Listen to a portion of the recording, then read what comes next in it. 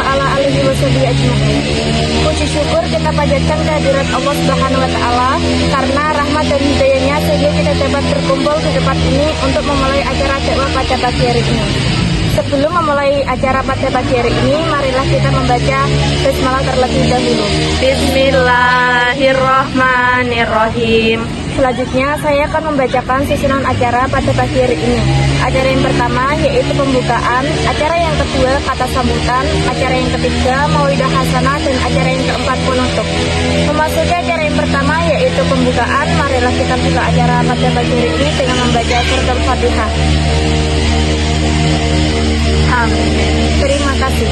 Acara yang kedua yaitu kata sambutan yang akan disampaikan oleh ST Naila. Kepadanya dipersilakan.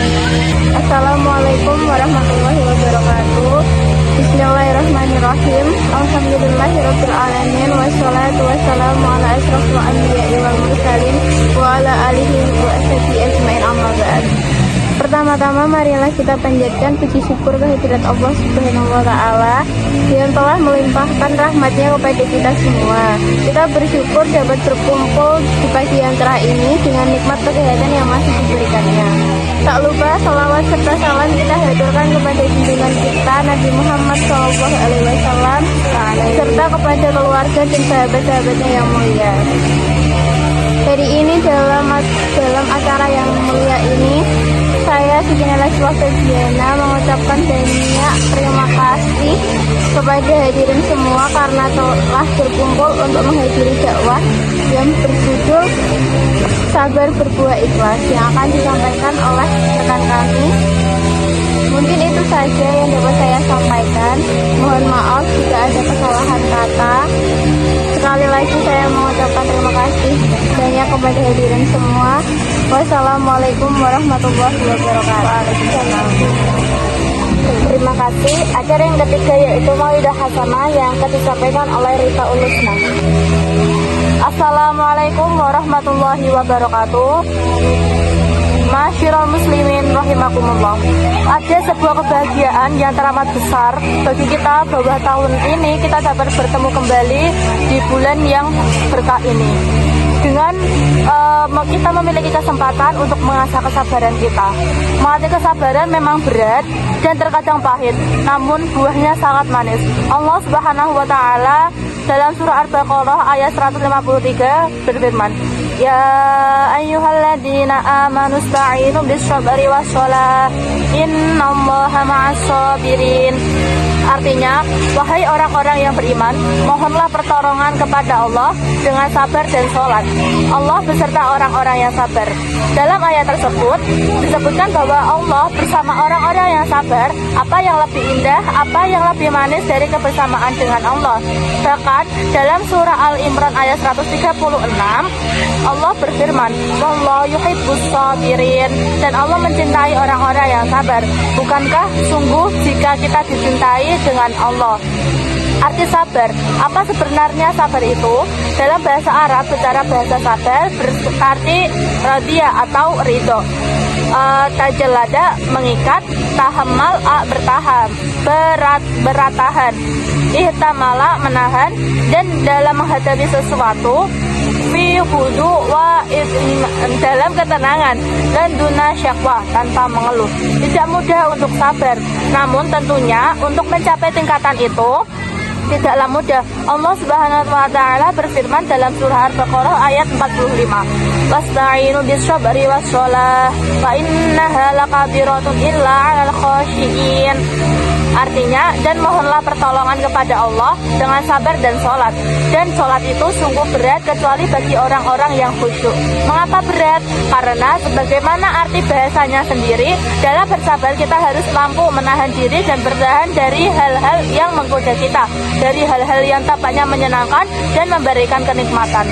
Jenis kesabaran, jika kita berkaca dari kisah Nabi Yusuf dalam Al-Quran, setidaknya ada 3 jenis kesabaran yang harus kita asah, yaitu sabar menahan amarah, sabar menahan godaan nafsu, dan sabar menghadapi cobaan. Yang pertama, sabar menahan amarah. Dalam bentuk kesabaran yang pertama adalah sabar dalam menahan amarah. Saat Nabi Yakub, ayah Nabi Yusuf, menerima kabar bahwa Nabi Yusuf dimakan oleh serigala, Ia katakan adalah Fasyabrul Jamil. Hal ini terdapat dalam surah Yusuf ayat 189. Dan mereka datang membawa baju gamisnya yang berlumuran darah palsu. Dia Yakub berkata, "Hudu wa dalam ketenangan dan duna syakwa, tanpa mengeluh." Tidak mudah untuk sabar, namun tentunya untuk mencapai tingkatan itu tidaklah mudah. Allah Subhanahu wa taala berfirman dalam surah Al-Baqarah ayat 45, "Wasta'inu bis-sabri was-shalah wa innaha lakabiratun illa 'alal khashiyin." Artinya, dan mohonlah pertolongan kepada Allah dengan sabar dan sholat. Dan sholat itu sungguh berat kecuali bagi orang-orang yang khusyuk. Mengapa berat? Karena sebagaimana arti bahasanya sendiri, dalam bersabar kita harus mampu menahan diri dan bertahan dari hal-hal yang menggoda kita, dari hal-hal yang tampaknya menyenangkan dan memberikan kenikmatan. Jenis kesabaran, jika kita berkaca dari kisah Nabi Yusuf dalam Al-Quran, setidaknya ada 3 jenis kesabaran yang harus kita asah, yaitu sabar menahan amarah, sabar menahan godaan nafsu, dan sabar menghadapi cobaan.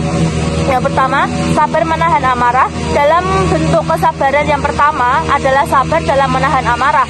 Saat Nabi Yakub, ayah Nabi Yusuf, menerima kabar bahwa Nabi Yusuf dimakan oleh serigala, ia katakan adalah Fasyabrul Jamil. Hal ini terdapat dalam surah Yusuf ayat 189.